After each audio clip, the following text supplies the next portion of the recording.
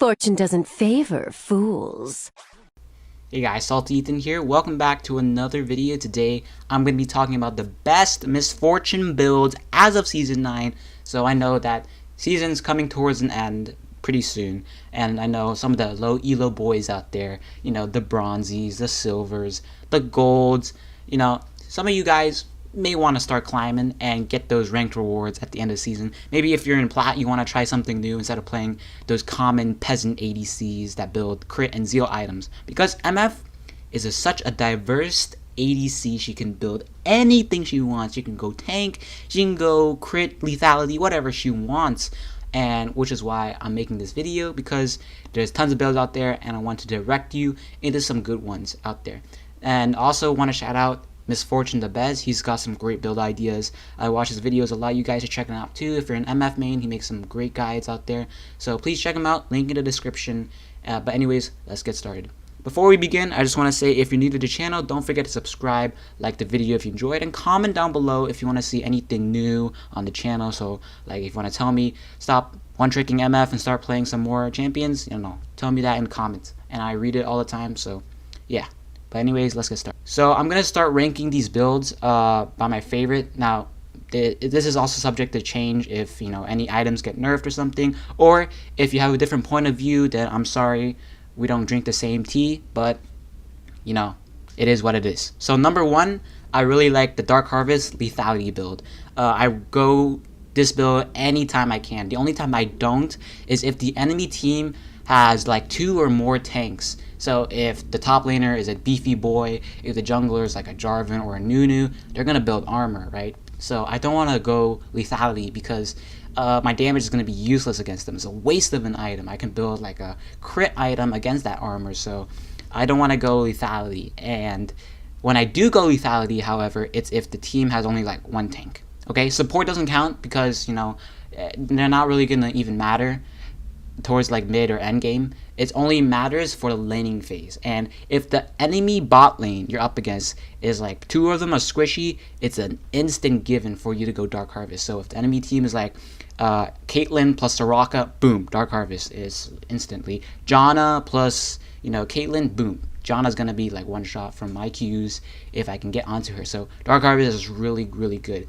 And the trick is when you're using Dark Harvest is if you do get them low enough, put a point in E on top of them because it's got a pretty big range and you get that Dark Harvest stack. And once you hit level 6, pair up with your support, get the CC on them, crowd control one of them, stun them. I always love going Leona or a Taric into an MF lane with me because I can get a guaranteed stun.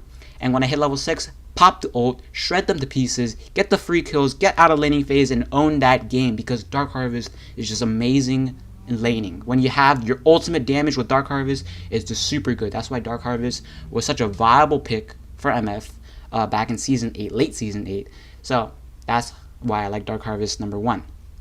Number 2, I really like the Kleptomancy crit build. Some people don't really play it because they prefer press the attack, but for some reason I like Kleptomancy, and that's because it gives some good sustain, because when you get those Klepto procs, you can get the mana refill, you can get the HP refill, you can get, gold, you can get all that cash when you're like hitting people. So it really helps because MF goes the Essence Reaver IE build, not just IE into Zeal item, because I feel like Essence Reaver provides that mana, which is pretty good for MF, and that's why Kleptomancy plus crit is definitely more preferred for me.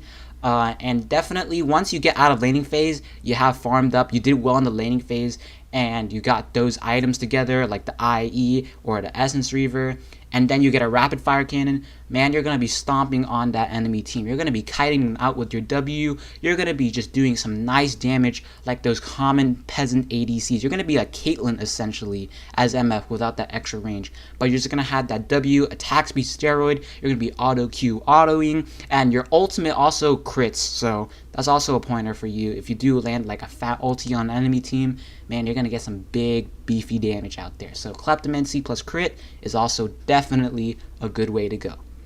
Number 3 for me is a press the attack on a hit build. So this one is the Dog 2 build. We call this the purple build in the MF mains, Reddit section. You basically go Blade of the Ruined King, Youmuu's Ghost Blade into Mortal Reminder. and all three of those items are like, you know, purplish in color, so that's why we call it that.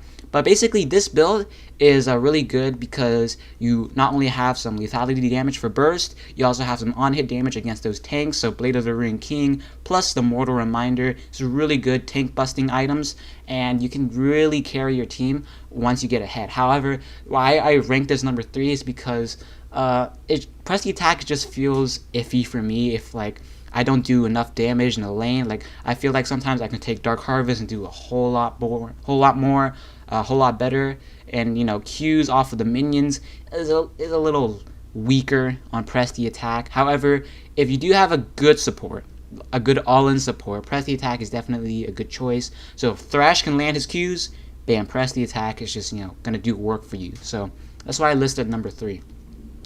The next build that is also iffy for me, but I did try it and I did like it, but you can swap this in for number 3 or number 2, is the Press the Attack Manamune build. Now, when I first heard about this, I was like, huh, what are you talking about? Manamune on MF? Isn't that the only item that Ezreal uses? Like, why are you bringing in for MF now? And I can see why, because I saw this on Miss Fortune the Bez's channel, and Manamune plus Blade of the Ruined King plus Rage Blade, like that sounds like a crazy build. And when I did try it, man, it was pumping some good damage out there. Like, I was up against a Shaco assassin team, alright? So the Shaco was going to get pretty fat, and I needed to think a way of, you know, what kind of items I can use to kite.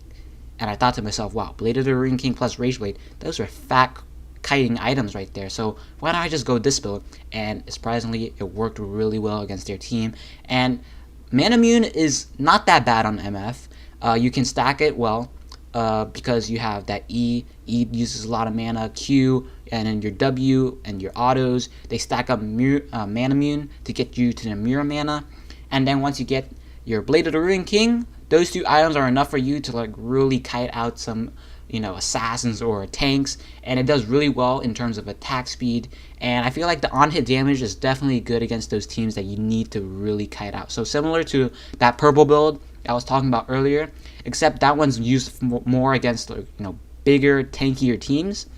And for this one, this build can be used against those teams that you really need to kite them out. So this build is definitely really, really good. So you can try that one out. Another build you can definitely try out is also Press the Attack, is a Bloodthirster on-hit build, which is basically you go Bloodthirster, Blade of the Ruined King, Black Cleaver, and then, you know, some items if you need. Like I prefer LDR and then Phantom Dancer.